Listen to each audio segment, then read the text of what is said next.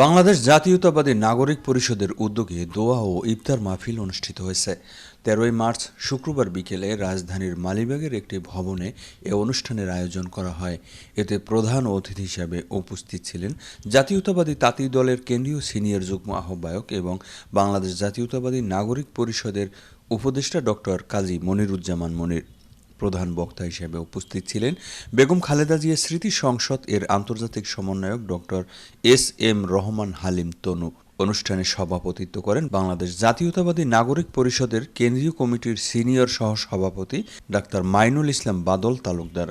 সঞ্চালনায় ছিলেন সংগঠনের সাধারণ সম্পাদক লায়ন মোহাম্মদ সোলাইমান তালুকদার। এছাড়াও সংগঠনের বিভিন্ন স্তরের নেতৃবৃন্দ উপস্থিত ছিলেন।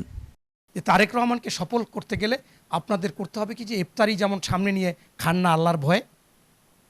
ইফতারি আল্লাহ নিষেধ করেছে যে আজানের আগে খাওয়া যাবে না, বা গোপনেও তো খেতে পারতেন, খাচ্ছেন না যে পাপ করবেন না।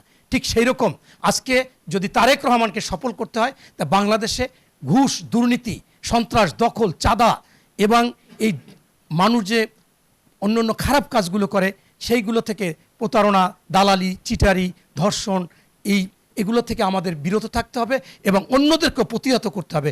যদি অন্যদেরকে প্রতিহত করতে পারেন, প্রতিরোধ করতে পারেন, তাহলেই আপনার তারেক রহমানের সরকার সফল হবে। আমি চাই জিয়াউর রহমান, খালেদা জিয়ার সেই 43 বছরের রাজনীতি এবং বর্তমানে আমাদের তারেক রহমান যিনি প্রধানমন্ত্রী আছেন, তার যে গুণগান, যা এগুলো মানুষের প্রত্যেকটা জায়গায় গিয়ে গিয়ে আপনি তার গুণগান এবং বাংলাদেশ জাতীয়তাবাদী দলের কর্ম কি কাজ করেছে, কি কাজ করতে পারে এবং তাদের পরিকল্পনা মানুষের কাছে তুলে ধরবেন। যে বেগম খালেদা জি ছিলেন একজন মানবিক মহিলা, তিনি সবার সাথে মিশতেন, তার ভিতরে কোনো হিংসা বিদ্বেষ ছিল না। শহীদ প্রেসিডেন্ট জিয়াউর রহমান দেখেছেন প্যান্ট পরে তিনি কোদাল দিয়ে মাটি কেটেছেন। আমাদের নির্বাচনের মাধ্যমে যে প্রধানমন্ত্রী নির্বাচিত হয়েছেন জনাব তারেক রহমান, তার যে আই হ্যাভ এ প্ল্যান, সেটা যেন তিনি বাস্তবায়ন করতে পারেন, আমরা সবাই সহযোগিতা করব।